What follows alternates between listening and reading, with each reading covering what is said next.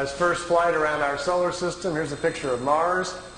By the way, this is not a professional tape. As you can see, these pictures are in a picture album, and I've just got my camcorder out, and Wendell and I are flipping through the pictures. So this is not a produced tape for you to look at, so it'll probably never be on the market, but at least you get a chance to see some of these pictures. This is Mars just from a different direction with the sun very bright on it. Now, here is Mars, but here's one of these satellites. It's in orbit around Mars, made on Earth, unannounced, and is in orbit. This is the spring of 1976, and this device is in orbit around Mars. I don't know exactly who made it or who put it up there. Here's another one. This is Mars again, and here's the light panels, solar panels, and the satellite equipment in orbit around Mars again. This is a different one. This is a dust storm on Mars. Billy wanted to get close and try to take pictures of artifacts.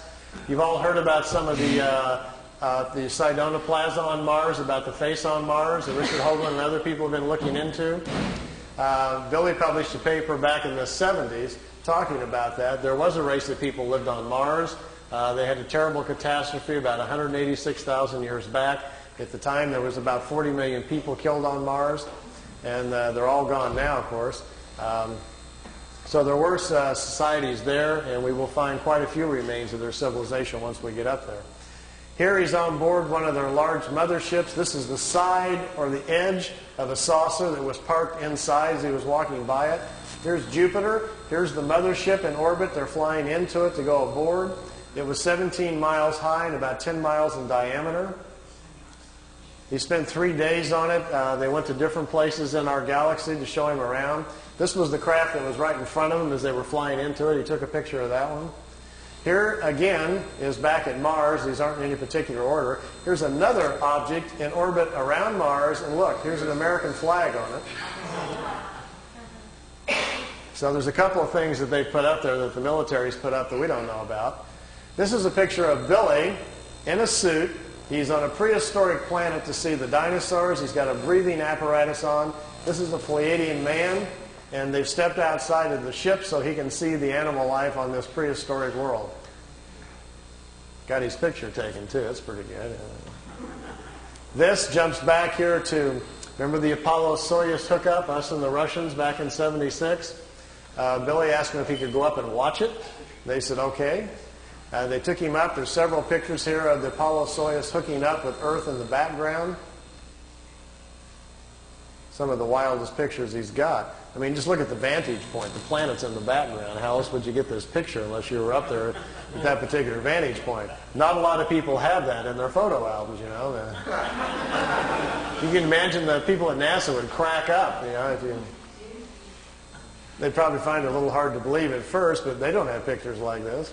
Here it is when it's just hooked up. There's Earth in the background, and here's the two capsules coming together. This is the top of the mothership. There's windows, but there was nobody in the windows as they came into it. We really missed out here. Billy shot, he said, 3 or 4 rolls of film inside the mothership, talking to people and going up and down the halls and so forth.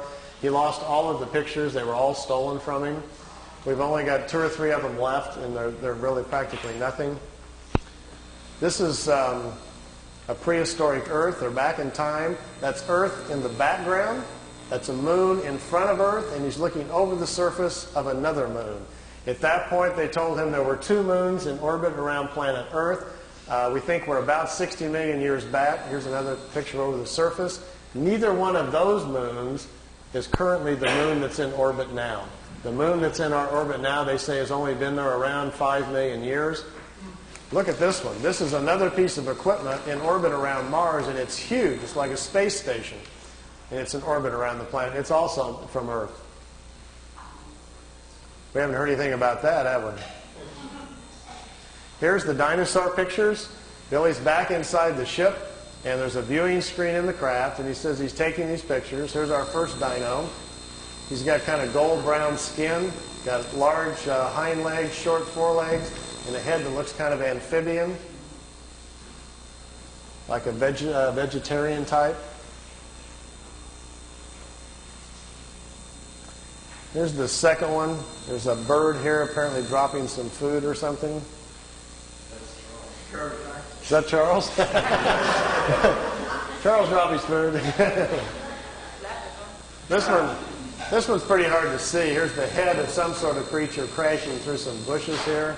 It's hard to tell. I know it's probably hard to see these anyway from back there, but just the idea that someone could actually go back in time just really gets my brain going. There's a bird. There's his eyes, some pretty nasty looking teeth.